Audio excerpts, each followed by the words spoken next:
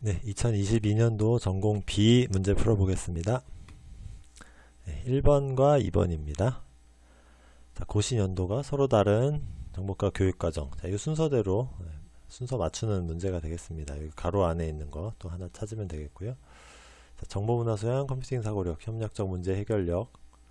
이게 기본적으로 정보 교과 역량이 되겠고, 정보문화 소양에는 하위 역량 세 가지가 있죠. 자, 여기는 정보윤리식 정보보호 능력이 되겠습니다. 정보보호 능력 써주면 되겠고요. 다음에 순서를 맞춰보면은, 자, 이게 지금 2015잖아요. 우리 정보교과 역량 요 세 가지 나온 거 2015 개정 교육과정이고, 그 다음에 요 나에 보면은 처음으로 정보 과목이라고 이름 바뀐 거는 2007년이죠. 그 다음에 다는 여기 인공지능 기초가 이제 추가된 게 이게 2015 개정 교육과정이긴 한데 이거는 2020년에 이제 추가가 됐고요. 그 다음에 라는 요 계산적 사고력이라는 용어는 2009 개정 교육과정에서 나온 용어죠. 그래서 나가 제일 먼저고, 그 다음에 라, 그 다음에 가, 그 다음에 다가 가장 마지막에. 그래서 인공지능 기초 문제가 또 하나 나왔다고 볼 수 있겠네요. 인공지능 기초 문제가 참 이번에 많이 나왔습니다. 네, 이렇게 하고요. 그 다음에 2번 보겠습니다. 자, 데이터베이스 정규형 관련된 문제인데 기본 키가 A예요. A가 기본 키고, 그 다음에 존재하는 함수적 종속성 한 개를 찾아라 그랬는데, 뭐 여기 기본 키를 이용하면 너무 쉬우니까 여기 뭐 기본 키가 포함된 거는 제외하고, 그 다음에 이렇게 자명한 함수적 종속성 이런 것들, 뭐 너무나 당연한 것들 이런 것들은 또 제외하라 그랬습니다. 기본 키 제외하고 B, C, D 중에서 함수적 종속성을 만들 수 있는 걸 찾아보면, 먼저 B부터 만들어 보면요, 여기 지금 원숭이랑 원숭이가 있죠. 원숭이가 있는데 지금 유럽의 값이 다르죠. 그래서 B가 C를 결정하지는 못하고 있고, 또 지중해 태평양이 다르니까 B에서 C, D는 결정을 못하고 있습니다. 그래서 B는 안되고, C를 볼까요? 아시아가 4개로 다 같아요. 근데 태평양 대서양이 다르죠. C에서 D가 안되고, 또 반대로 C에서 B도 보면은 여기 동물들이 다 다릅니다. 그래서 C에서 뭐 B나 D도 안되고요. 그럼 D를 볼까요? 자, 태평양을 먼저 보면 태평양 2개가 토끼 원숭이가 다르니까 이건 안되고, B에서 D는 이건 안되고, B에서 C는 지금 아시아가 같으니까 괜찮죠. 밑에 대서양을 보면 또 아시아가 같습니다. 이것도 괜찮고, 그 다음에 지중해 3개가 있는데 여기 다 유럽으로 결정이 되죠. 그래서 D에서 C가 함수적 종속성이 성립이 되죠. 그래서 D, C. 자, 이 관계는 성립한다는 걸 알 수가 있습니다. 이렇게 하나 찾으면 되겠고, 자, 이 R이 만족하는 가장 높은 정규형은, 보시면은 지금 이 D에서 C가 성립한다는 게, 이 기본 키가 이제 A잖아요. A는 이제 D를 결정을 지으니까, 자, 요것도 있고요. 자, 이 모양을 보면은 이행함수 종속이죠. 이행함수 종속이 있으니까 3NF는 안 된다는 걸 알 수가 있습니다. 3NF는 안 되고, 그럼 ENF가 되느냐를 보면은, ENF는 지금 기본 키가 하나잖아요. 그래서 ENF는 부분함수 종속을 제거하면 되니까, 기본 키가 하나니까 뭐 부분함수 종속이 있을 이유가 없죠. 그래서 ENF는 성립을 하니까, 그래서 요거 D가 C를 결정한다. 그 다음에 ENF, 이렇게 두 가지로 답 찾아주면 되겠습니다. 3번입니다. 자, 시범 실습 수업 계획 이렇게 주어졌고요. 문제 보겠습니다. 자, 켈러의 용어를 사용하여 괄호 안에 기억에 해당하는 용어를 써라. 자, 기억, 여기는 도입 부분이니까 여기는 이제 동기유발 써주면 되겠습니다. 여기 뭐 주의 집중이나 뭐 관련성과 관련된 켈러의 용어가 이제 몇 가지 더 있을 텐데, 이렇게 교사학습 지도안에서 도입 부분에 들어가는 거는 동기유발이라고 봐야겠죠. 그러니까 켈러의 그 4가지 주의 ARCS 중에서 어떤 특정 하나를 고른다기보다는 이 켈러의 ARC 이론 자체가 이제 학습 동기를 중시하는 이론이다 보니까 이 전체를 아우를 수 있는 동기유발이 지금 여기는 제일 적당할 것 같고요. 자, 그 다음에 니은 디귿. 가의 프로그래밍에서 학습 초기에는 교사가 제시한 프로그램의 코드를 모하고 그 코드를 모하는 활동으로 기본 개념과 원리를 습득하세요라고 되어 있네요. 자, 요거는 교육과정에서 이제 있는 여기 교사학습 및 교사학습 방법 및 유의사항을 보고 유사하게 작성을 해주면 되는데, 자, 요거는 제가 다음 페이지에서 한번 같이 보면서 설명을 드리겠습니다. 자, 리얼을 먼저 볼까요?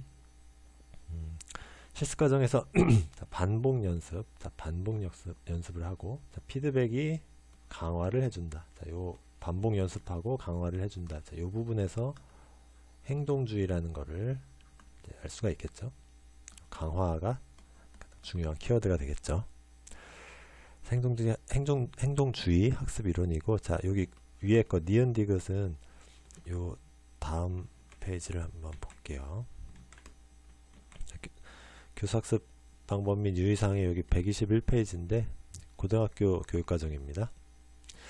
보시면은 여기 학습 초기 단계에서는 이미 작성된 프로그램의 코드를 동일하게 만들어 보거나, 자, 요 문구가 있고요. 그 다음에 부분적으로 수정한다. 자, 요 문구가 있죠. 그래서 니은 디귿이 요 내용이 들어가면 되겠습니다. 그래서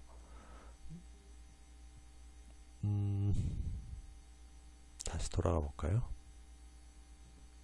동일하게 작성, 그 다음에 부분적으로 수정.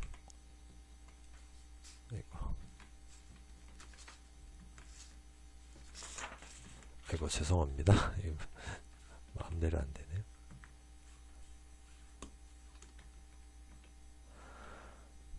네, 여기 교사가 제시한 프로그램의 코드를 여기가 이제 부분적으로 수정하는 거죠. 코드를 부분적으로 수정하고 그 코드를 아니죠. 제시된 프로그램의 코드를 동일하게 작성하고요. 여기 이제 동일하게 작성, 뭐 아니면 뭐 따라서 작성, 뭐 그런 식으로 써주면 되겠고, 그 코드를 이제 부분적으로 수정하는 거죠. 그 다음에 이렇게 작성하면 되겠습니다. 네, 4번 보겠습니다. 자, 보면은 여기 지금 페퍼트의 구성주의라고 나와있는데, 이 문제 보고 저도 좀 잘 몰라가지고 페퍼트 구성주의에 대해서 좀 찾아봤는데, 뭐 관련된 논문을 찾으신 분들도 있고 되게 좀 어렵더라고요. 저도 좀 생소해가지고. 여기는 그래서 뭐 놀이, 학습 뭐 이렇게 이제 논문을 통해서 관련된 논문에 이제 이런 내용들이 있어서 이렇게 작성하신 분들도 있는 것 같고, 저도 잘 모르겠어요. 확신을 못 하겠고, 저는 이 문제만으로 봤을 때는 여기에 보이는 개념적 지식과 실제 해서, 개념과 실제를 구분하는 경계를 없앴다, 이제 이렇게 좀 판단을 해봤는데, 문제만은 본 거죠. 이 페퍼트 구성주의를 잘 몰라가지고. 논문에 보면 이제 이런 용어도 나온 걸 보니까 사실 정답을 제가 정확하게 뭐라고 찝어드리긴 어려울 것 같아요. 이 문제의 출제 의도가 이 문제의 지문을 이용해서 푸는 건지 아니면은 이렇게 기존의 어떤 지식을 이용해서 푸는 건지를 모르겠어 가지고, 문제의 출제 의도에 따라서 채점은 좀 편하게 해줄 수도 있을 것 같고, 아니면 좀 빡빡하게 할 수도 있을 것 같은데, 근데 그렇습니다. 저는 이 지문에서는 요 부분에 좀 집중을 해서 봤어요. 근데 관련된 지식으로는 자, 요런 용어도 있다. 이 정도 보고 넘어가도록 하겠습니다. 자, 다음에 비읍에 해당하는 용어. 자, 여기는 짝 프로그래밍 할 때 드라이버와 내비게이터가 있어서, 내비게이터가 뭔가 설명을 해주면 드라이버가 그거에 따라서 가는 거죠. 그래서 내비게이터가 여기 설계를 해주면은 드라이버는 개발을 하면 되는 거죠. 그래서 여기는 소프트웨어 개발 해주면 되겠고요. 비읍에 해당하는 용어는 이제 짝 프로그래밍이 되겠습니다.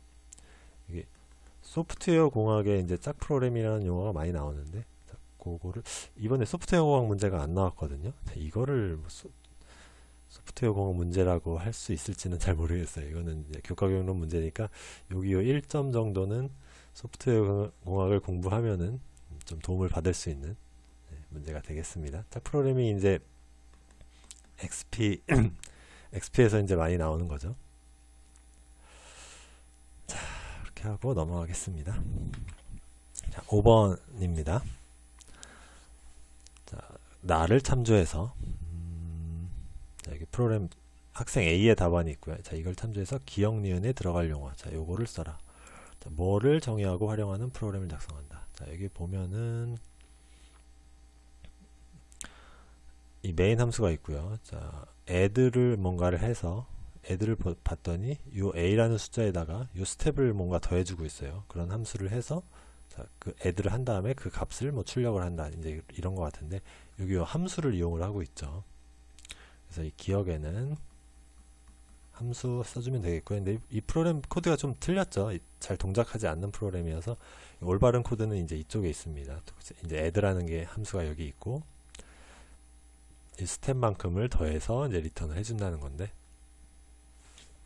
그래서 기억에는 함수 들어가면 되고요. 니은에는 전역 변수와 지역 변수, 이거는 참조 범위가 되겠습니다. 전역 변수와 지역 변수 나오면 참조 범위죠. 자, 다음에 자, 가에 여기 체크리스트 이거 보고 2번 상목, 3번 여기입니다. 자, 평가 결과는 예 아니오로 들어가는 거고요. 이걸 쓰고 피드백을 쓰면 되겠습니다. 그래서 해보면은 자, 1번부터 볼까요? 자, 함수를 정의하고 활용하는 프로그램. 자, 일단 작성은 했어요. 자세히 보시면은 뭐 제대로 돌진 않지만, 그래서 여기는 뭐 얘라고 하면 될 것 같고요. 일단 작성은 했으니까. 자, 근데 봤더니 전역 변수와 지역 변수를 잘 구분하고 있느냐, 참조 범위를 구분하고 있느냐를 했는데, 보면은 여기 스텝이라는 걸 더하고 있죠. A에다가 스텝을 더하고 있는데 이 스텝은 지금 여기에 있는 메인에 있는 지역 함수예요. 그래서 이 함수에서는 사용할 수가 없죠. 이 메인에 있는 이 중괄호를 벗어나서는 사용할 수가 없으니까 스텝은 이거는 잘못됐죠. 아니오가 되겠고, 자, 그 이유는 피드백이죠. 피드백을 설명할 때는 자, 이 스텝의 참조 범위를 설명해 주면 되겠죠. 이 메인 함수를 벗어나면 얘를 쓸 수가 없다. 이런 식으로 설명해 주면 되겠고요. 자, 다음에 그리고 또 이 부분도 설명을 해줘야겠네요. 자, A 같은 경우에 A에다 값을 저장했지만 여기에 있는 이 파라미터로 전해준 이 A는 지역 변수죠. 그래서 이 A가 값이 저장이 안 되는 거죠. 이 부분도 설명을 해주면 되겠고요. 자, 다음에 3번 값을 반환하는 자, A는 함수를 호출하여 활용할 수 있느냐. 자, 함수를 작성은 했는데 잠깐 지우겠습니다. 작성은 했는데 지금 add가 뭔가 이 더한 값을 돌려주질 않고 있어요. 여기 리턴 값이 void죠. 그래서 void인데 지금 이렇게 y에다가 이렇게 값을 넣을 수는 없잖아요. 그래서 함수를 제대로 작성하지 못한 게 되겠고요. 이것도 아니오고, 이거에 대한 피드백으로는 여기 반환 값을 여기 교사가 작성한 답안처럼 반환 값을 인티저로 해서 이렇게 집어넣을 수 있다. 자, 이 부분을 피드백 해주면 되겠습니다. 네, 넘어가 보겠습니다. 6번 TCP 네트워크 문제가 되겠습니다. 자, 샌더 리시버가 있고, 자, 기억 니은, 자, 기억 니은에 들어갈 거 에크가 어떻게 되느냐. 에크 번호를 써주면 되겠죠. 여기 201번이네요. 여기 지금 MSS가 100바이트라고 했으니까 요즘 100개씩 보내고 있습니다. 그래서 100일부터 200까지 보냈는데, 자, 200일 에크를 보냈다. 200까지 받았으니까 에크 201이죠. 근데 에크가 이제 소실이 됐죠. 그런데 이제 계속 보냅니다. 200일 보내고 300일 보냈는데 300일이 소실이 됐고요. 에크를 뭘 보내냐? 자, 그러면은 여기 지금 300번까지 이제 받았잖아요. 그러면 301번 보내주면 되겠죠. 300일부터 400 못 받았으니까. 그래서 여기는 300일 들어가면 되고요. 400일이 또 소실이 됐습니다. 그래서 500일 왔는데 500일을 부터 600까지 받으니까 이게 지금 여기 400일에서 500 못 받았잖아요. 근데 이것만 못 받은 게 아니라 이 위에 301번도 못 받았어요. 이게 301번 못 받은 게 계속 이어지고 있기 때문에 가장 앞번호 301번 또 달라고 에크 보내주면 되겠습니다. 그래서 둘 다 301이면 되고요. 그 다음에 디귿 시점에서 자, 여기서 타임아웃이 발생할 때 전송되는 세그먼트가 뭐냐? 그러면은 타임아웃이 발생하면 내가 보내야 될 것들 중에서 가장 앞에 걸 먼저 보내주면 되겠죠. 그래서 101번은 여기는 이제 에크 받았으니까 201번, 여기 에크 301을 왔다는 거는 그러니까 300번까지는 받았다는 걸 뜻하는 거잖아요. 여기가 이제 오케이가 됐다는 걸 알 수가 있는 거죠. 그래서 301번, 자, 요거 다시 보내주면 됩니다. 그래서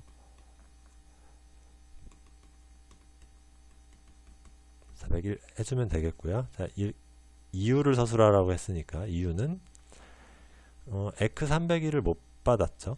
에크 301을 못 받았기 때문에 200일까지 받았고 에크 301을 못 받았기 때문에 재전송하는 거고, 뭐 이게 MSS가 100바이트다. 100바이트니까 여기 400까지 보낸다. 뭐 이렇게 해주면 되는데 에크 301을 못 받았다는 게 이제 가장 중요한 이유가 되겠죠. 다음 넘어가겠습니다. 7번입니다. 컴퓨터 구조 문제. 캐시 메모리에 관한 문제인데 지금 직접 사상이에요. 다이렉트 매핑.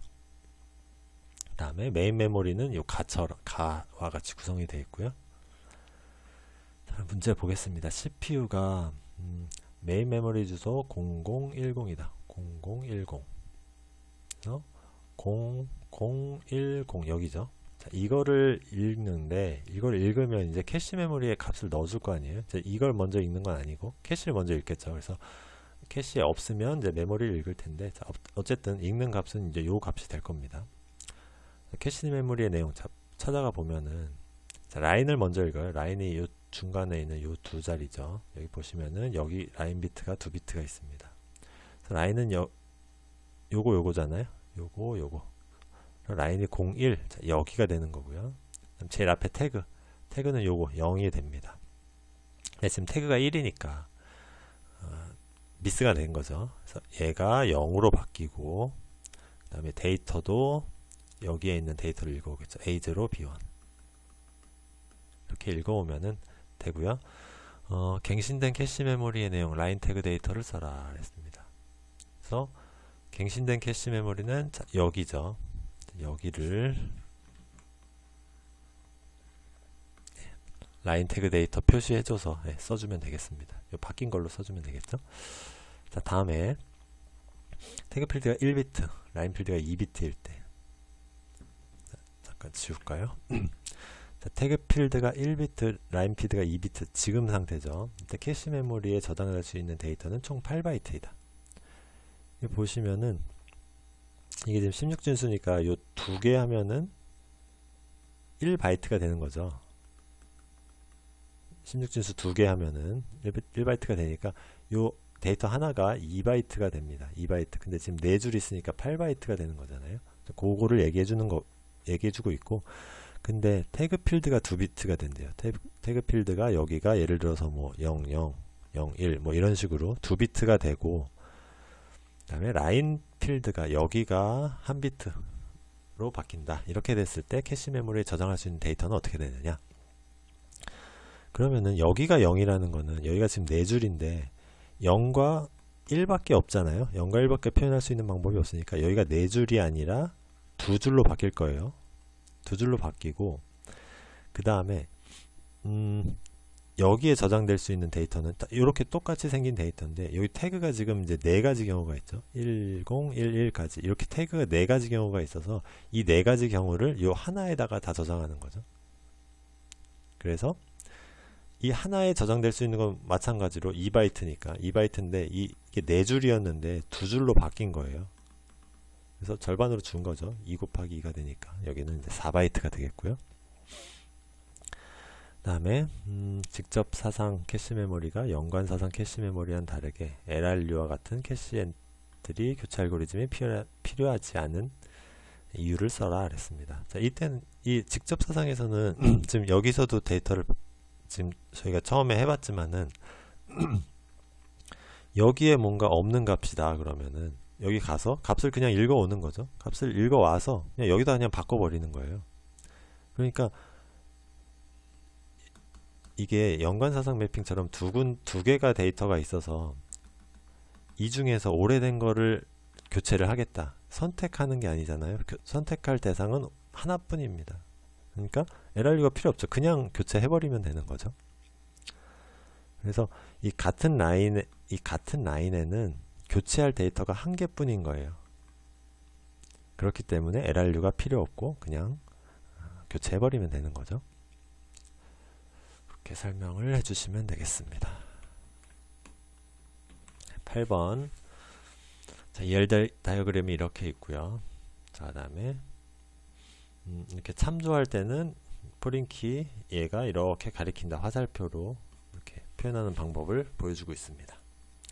첫 번째 문제부터 볼게요. 자, 부서 여기입니다. 릴레이션의 차수를 써라 그랬습니다. 부서에는 부서 코드, 부서명, 전화번호 일단 3개가 있고요. 그 다음에 여기가 지금 1대 n이죠. 이렇다는 얘기 아니죠. 여기 1대 n이 아니고 이 부서가 자, 여기 지점과의 관계에서 1대 n이죠. 여기가 그러니까 지점이 이렇게 있으면은 부서 자, 이런 관계가 되는 거죠. 그럼 부서 입장에서는 어느 지점에 속해 있다 요 데이터가 저장이 돼야겠죠. 지점 입장에서는 어떤 부서가 있다 이걸 저장하지 않잖아요. 여러 개 있으니까. 그게 아니라 부서에다가 지점을 저장하는 거죠.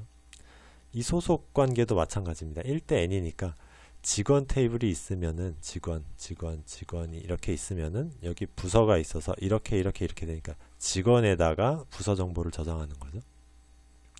그래서 부서 릴레이션에다가는 여기 지점 정보가 네, 하나 들어가야 됩니다. 지점 코드를 넣어주면 되겠죠. 그래서 하나, 둘, 셋, 넷 이렇게 4개 넣어주면 되겠고요. 다음에 지점 개체 타입. 자, 지점이 여기 있습니다. 변환되는 릴레이션을 조건을 참조했죠. 조건 자 여기 요거대로 이제 그리라는 얘기입니다. 뭐 이런 조건은 읽어보셔야 될 것 같아요. 중복이 발생하지 않도록 최소한의 릴레이션 개수. 자, 이거는 보통 이렇게 릴레이션 ER 다이어그램에서 이 탭을 만들 때 기본적으로 주어지는 조건이니까 최소한의 개수로 되도록. 그게 아니면 여기 지점 코드를 이제 테이블을 따로 뺄 수 있잖아요. 그렇게 하지 않는다는 거죠. 최소한 릴레이션으로 하려면 여기다 그냥 컬럼 하나 추가하는 게 최소한의 릴레이션이 되니까요. 자, 이렇게 하고 지점을 그러면 한번 만들어 보겠습니다. 지점을 만들면 일단 이 3개는 필요한데, 자 볼게요. 먼저 지점 코드, 지점명. 자, 이렇게 하고 여기 이제 PK는 이렇게 가로로 하라 그랬죠. 이렇게 이제 표시를 합니다. 근데 이 위치가 지금 다중값 속성이잖아요. 그러니까 값이 여러 개 들어가니까 이 릴레이션 하나에다 넣을 수가 없어요. 자, 그래서 얘는 이렇게 이 2개만으로 릴레이션 하나 만들고요. 그 다음에 하나를 이제 또 만들죠. 지점 코드 하나 만들고, 자, 얘는 PK입니다. PK이면서 여기에 있는 값을 가져와야죠. 저는 엉뚱한 값을 가져오면 안 되니까. 그래서 PK이면서 FK가 되는 거죠. 얘는 이렇게 가리키게 되겠고요. 그 다음에 이제 위치를 가져야죠. 위치를 가져와서 이 테이블은 이 PK만으로 되는 게 아니라 이 위치도 PK가 됩니다. 이 위치가 이제 다 다르니까 얘 하나만으로 지점 코드 하나만 PK 하면 이게 중복이 되잖아요. 그러니까 이 테이블이 성립이 안 하죠. 그래서 위치도 PK로 해줘야 되고요. 자, 그러면은 이 2번째 문제는 이렇게 해결이 되겠습니다. 자, 그 다음에 넘어가 볼게요. 자, 다음에 직원 테이블 한번 만들어 보겠습니다. 직원은 그럼 직원 코드 이제 뭐 이름 연봉까지 직원 코드 PK고요. 그 다음에 이름 연봉. 자, 이렇게 일단 만들 수가 있겠죠. 자, 이렇게 3개 만들고요. 자, 그 다음에 여기 보시면은 어떤 관리 직원이 있어요. 관리자 직원이 있어서 이 직원이 스스로 자기의 관계를 만들고 있죠. 그러니까 직원이 100명 있으면 그 100명 중에서 어떤 사람은 이제 관리자 직원이 될 수 있는 거죠. 그래서 여기다가 이제 값을 넣어줍니다. 여기다가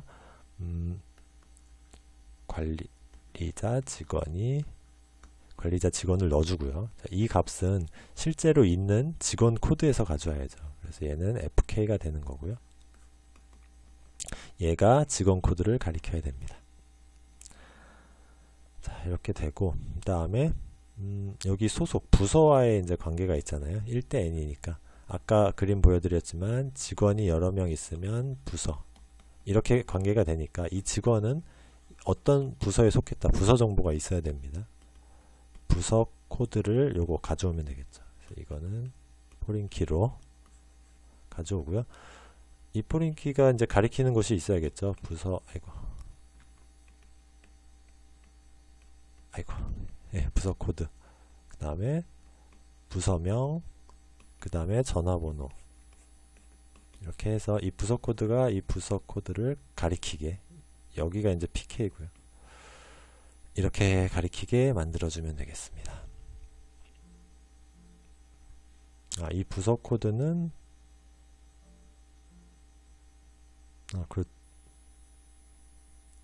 네, 그렇죠.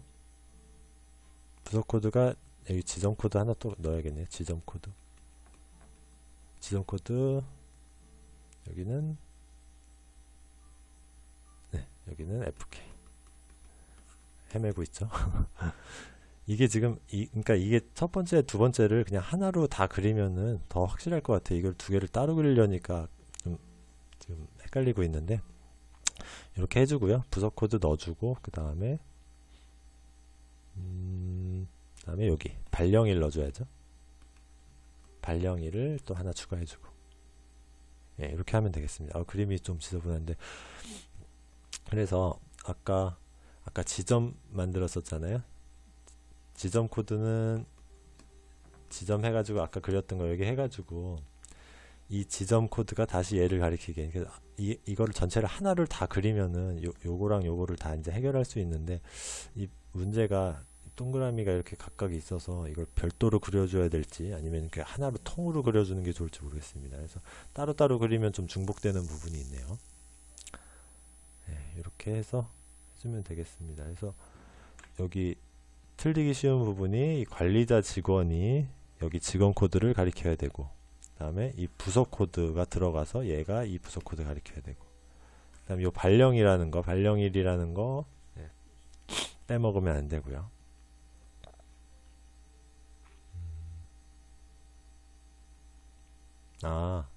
아까 처음 거는 지점을 그리는 거였죠. 지점을 그리면은 얘가 이렇게 가리키는 거니까 사실 이 첫 번째 문제에서는 뭐 여기까지만 그려도 이 화살표는 필요가 없죠. 누가 나를 가리키는 것까지는 뭐 굳이 필요 없으니까. 첫 번째 문제에서는 여기 그려주면 되겠고, 두 번째 문제에서는 이렇게까지만, 아니죠. 얘가 또 필요하죠.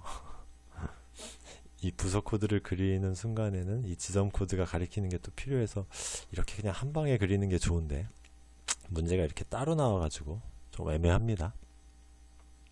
네, 아무튼 뭐 그렇게 하고 넘어가겠습니다.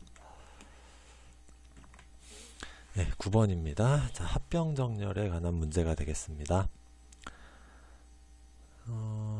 뭐부터 볼까요?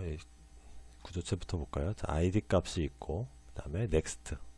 그냥 간단하죠. 이런 노드 모양입니다. id가 있고 넥스트가 있고. 그래서 머지 리스트가 무슨 일을 하냐 하면은 두 개의 리스트를 이렇게 받아서 순서대로 정렬하는 거죠. 그럼 요 앞에 거부터 비교하면 돼요. 그래서 작은 거를 먼저 넣고, 그 다음에 요 3 넣었으니까 요 빼고, 이제 그럼 8이랑 4랑 비교하겠죠. 그럼 그 다음에 4 넣고, 그 다음 7이랑 8이랑 해서 7 넣고 8 넣고, 순서대로 쭉 붙여주면 되겠습니다. 그러면은 프로그램 소스를 한번 보면은요, 먼저 뭐 헤드 리어는 널로 만들어 놓고, 그 다음에 A가 널이 아니고 B도 널이 아니다.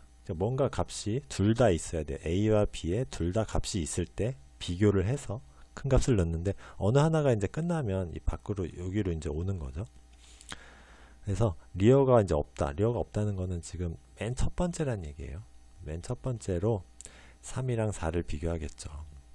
그래서 만약에 A가 작다, 위에 거 A가 작으면은 요 A, 요 3이라는 요 노드를 추가해주면 되겠습니다. 그래서 얘를 이 기억에는 헤드에다가 A를 넣어버리는 거예요. 이 3이 지금 작으니까 헤드에다 A를 넣고, 그 다음에 리어도 A를 넣습니다. 그러니까 헤드와 리어가 똑같이 3 요걸 가리키는 거죠. 이제 여기까지 딱 구성이 된 거죠. 요 4 뒤에는 없고, 이 리어가 여기를 가리키는 거죠. 헤드이면서 리어가 되는 겁니다. 근데 반대일 경우, else일 때는, 요것도 설명해야겠네요. A는 A의 next. 요 3 했으니까 A를 여기로 보내는 거죠. 이제 3은 필요 없으니까. A가 여기로 갔습니다. 자, 이 밑에 else에서는 반대죠. 그래서 여기는, 여기입니다. 헤드는 B가 되겠고요. 그 다음에 리어는 B. 이렇게 가리키면 되겠습니다. 요거 기억, 요거 니은. B도 역시 마찬가지로 이제 보내는 거죠. 자, 이렇게 보내고, 자, 그럼 이 else는 뭔지 보겠습니다. 여기 if에 대한 else잖아요. 아닙니다. 죄송합니다. if에 대한 if에 대한 else죠.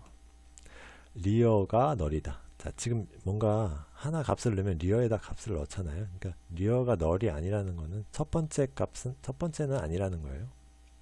그래서 두 번째부터는 여기로 이제 가면 되는데, 마찬가지로 a가 작을 때, 요 위에 거일 때 경우입니다.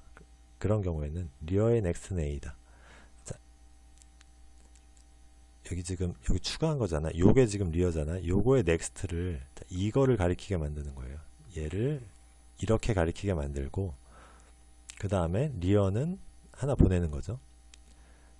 붙였으니까 리어를 여기 있는 걸 요 다음 거에다 이제 붙여주는 거고, 그 다음에 a를 보냅니다. 요거 썼으니까 이제 다음으로 보내는 거죠. 자, 그 다음에 요거는 b에서, 요 밑에서 똑같이 해주면 되겠고요. 이렇게 하다가 요 while문의 요 조건 a나 b나 둘 중에 하나가 이제 다 끝나면은 어느 하나만 남은 거죠. 내려와서 여기로 와서, 자, a가 널이고, 자, 그럼 b가 널이 아니다. b가 뭔가가 이제 있다. 이제 여기에 이제 뭔가 값이 남았을 때는 이 남은 b를 리어에다 붙여주면 되겠죠. 그래서 디귿은 리어의 next는 리어가 예를 들어서 지금 여기다 그러면은 요 뒤에다가 이제 붙여주면 되는 거잖아요. 붙여줄 때 리어의 next에다가 b를 붙여주면 되는 거죠. 여기 b가 있으니까. 반대로 a가 있을 때는 여기 a가 있을 때는 이 밑에는 똑같이 쓰고요. 여기다가 a 이렇게 써주면 되겠습니다. 이렇게 하면은 요 두 개의 리스트가 이렇게 하나로 합쳐지게 되겠네요.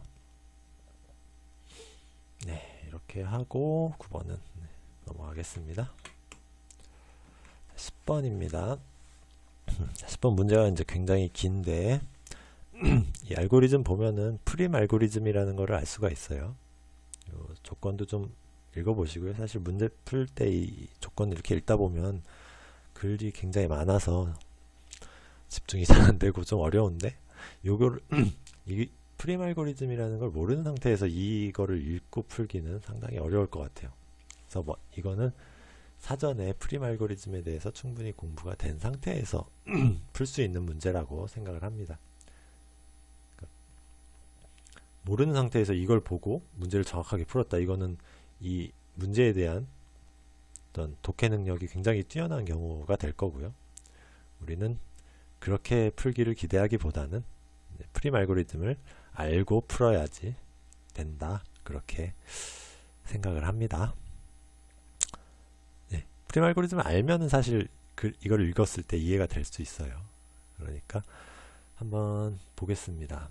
나 그래프에, 자, 여기죠. 자, 가 알고리즘이 뭐 프림 알고리즘이에요.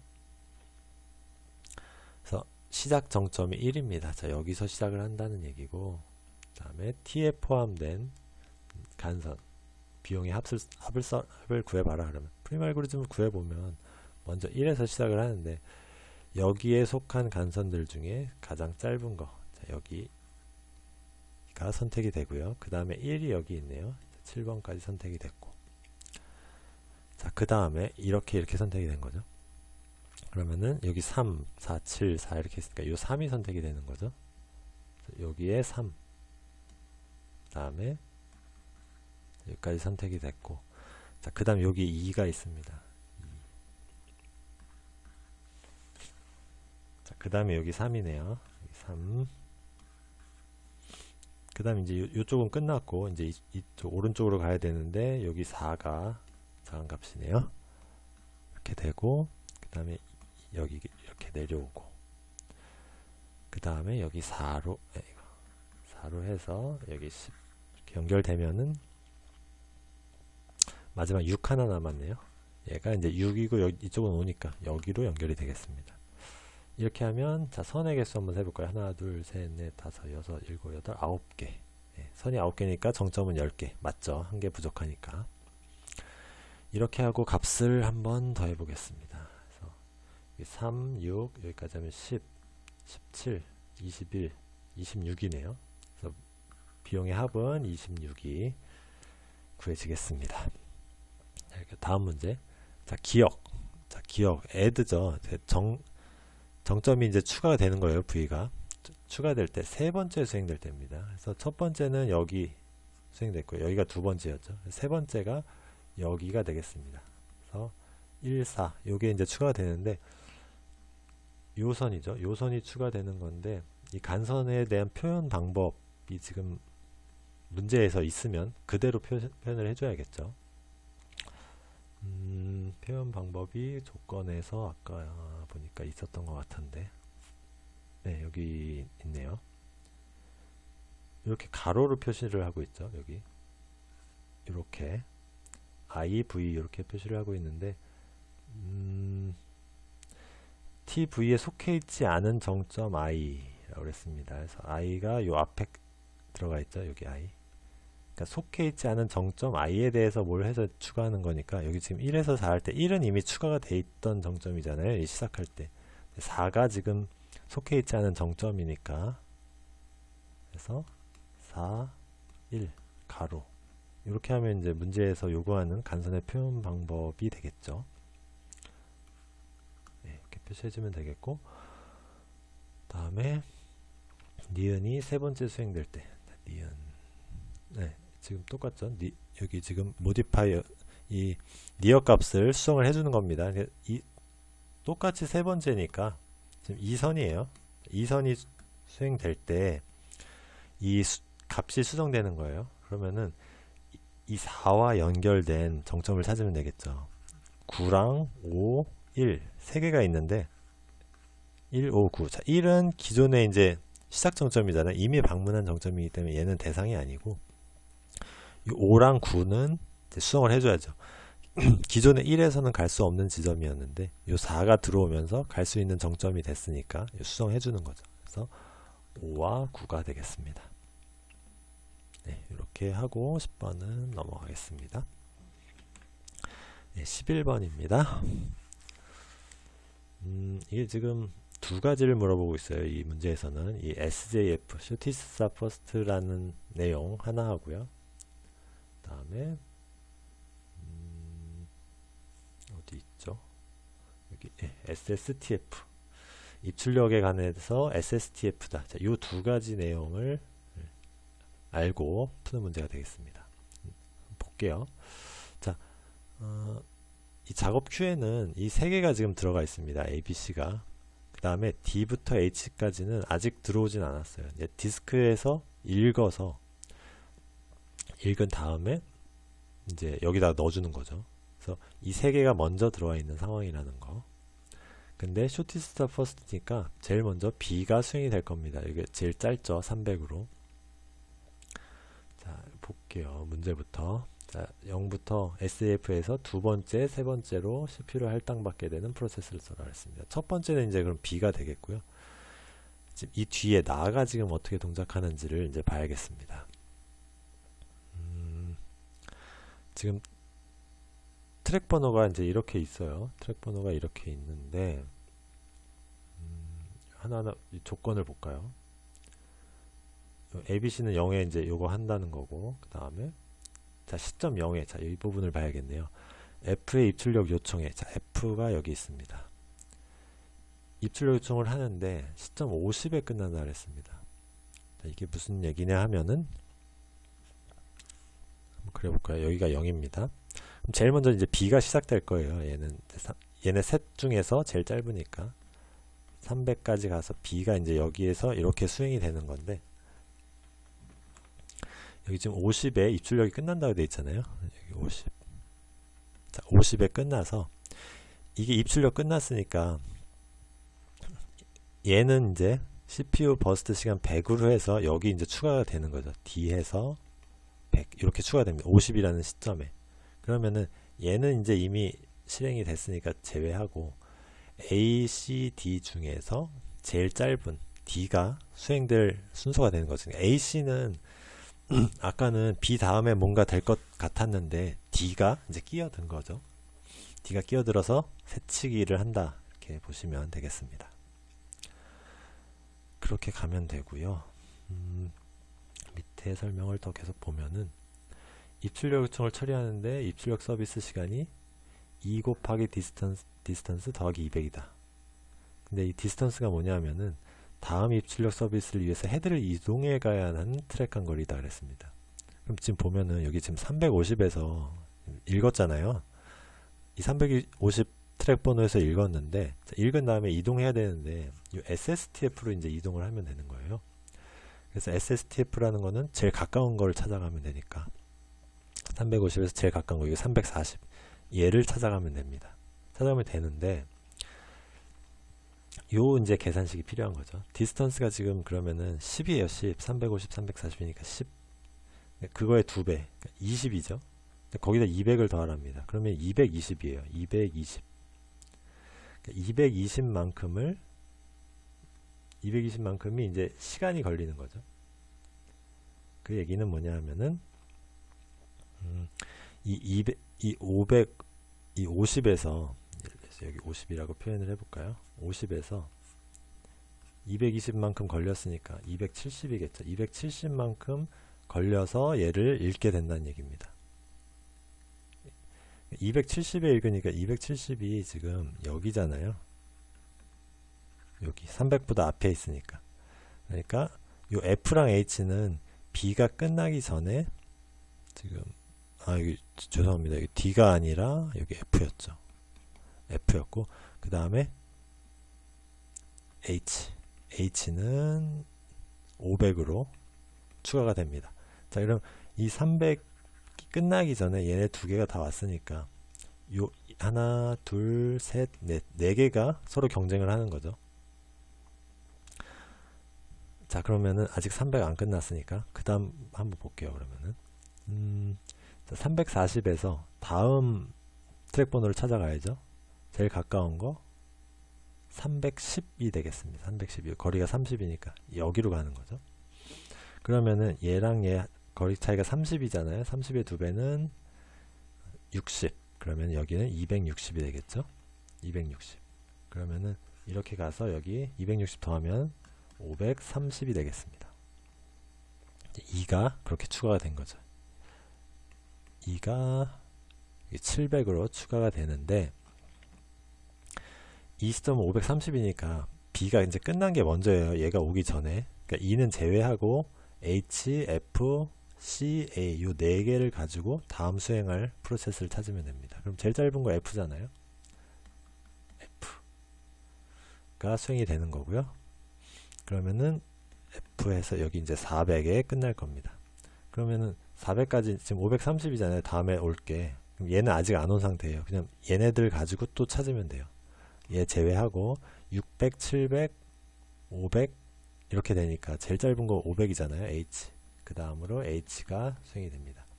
두 번째랑 세 번째 거를 이렇게 찾으면 되겠죠. 자, 그 다음에 다음 문제. SSTF에 의해 세 번째 서비스 대상으로 선정되는 입출력 요청의 트랙 번호. 세 번째 SSTF에 의해서 자, F가 끝난 다음에 그랬습니다. 자, F라는 게 지금 요거잖아요. 요게 지금 F입니다. F 다음에 그럼 하나, 둘 요거를 찾으면 되겠죠. 530 다음에 오게 되는 거. 그러면은 지금 우리 이거 했고 이거 했으니까 다음 가면 되죠. 지금 310에 있으니까 다음 가까운 거는 요겁니다. 380D. 그래서 보면은 트랙 번호를 쓰라고 그랬어요. 그래서 트랙 번호니까 요 380 써주면 되고요. 지금 310에 썼으니까 지금 거리 차이가 지금 70이잖아요. 70의 2배는 140. 거의 200 더하면은 340이니까 340 더하면 870이 되겠죠. 그래서 트랙 번호 해당 서비스가 종료되는 시점은 그럼 870이 되는 거죠. 네, 이렇게 해서 문제에서 요구한 답은 다 찾을 수가 있겠습니다. 이것도 사실 뭐 계산해 놓고 보면 사실 뭐 어려운 문제도 아닌데 이렇게 CPU 스케줄링과 이 디스크 스케줄링을 같이 묶어 놓다 보니까 좀 생소한 문제였죠. 이런 식으로 문제를 풀어보신 분은 아마 별로 없을 것 같아요. 그러다 보니까 이 문제를 읽고 이해하는 과정이 좀 좀 어려웠을 것 같고요. 이렇게 이해를 하고 나면은 사실 뭐 계산 자체야 어려운 게 아니니까요. 네. 사실 뭐 모든 문제가 다 그렇긴 하지만요. 이번 문제도 문제가 길어서 그걸 이해하는 과정, 문제를 빨리 정확하게 읽는 능력이 굉장히 중요한 시험이었다. 그렇게 생각을 하게 되네요. 자, 모두 시험 보시느라 고생하셨고요. 자, 오늘 문제 풀이는 여기서 마치도록 하겠습니다. 네, 감사합니다.